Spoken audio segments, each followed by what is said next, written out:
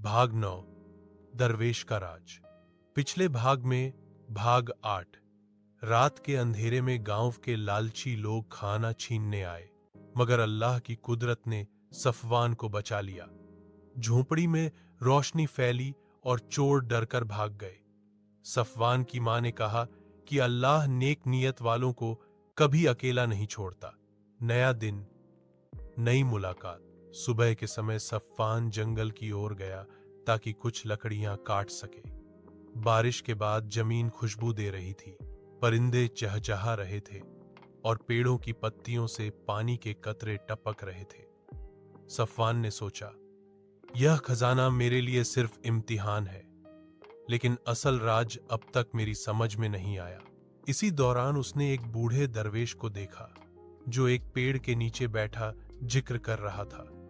उसकी सफेद लंबी दाढ़ी थी, कंधों पर पुरानी सी चादर और आंखों में एक अजीब सी रोशनी। दरवेश से बातचीत। सफवान ने अदब से सलाम किया। अस्सलाम अलैकुम बाबा जी। दरवेश ने मुस्कुराकर जवाब दिया, वालेकुम अस्सलाम बेटा, मैं तेरा इंतजार कर रहा था। सफवान हैरान हुआ, इंतजार? लेकिन आप मुझे जानते ही नहीं।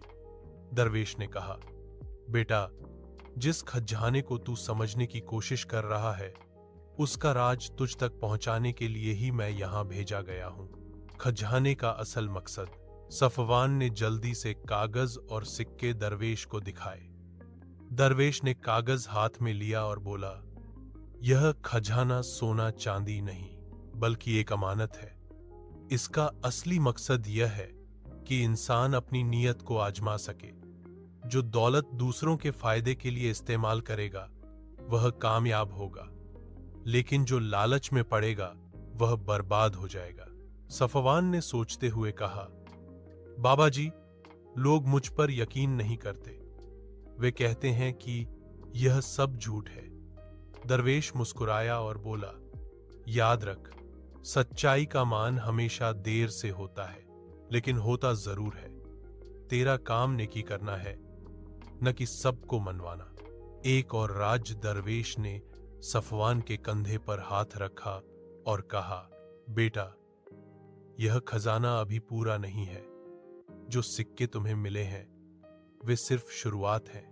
असली खजाना उस गुफा में है, लेकिन उसके दरवाजे को खोलने के लिए तुम्हें एक परीक्षा से गुजरना होगा।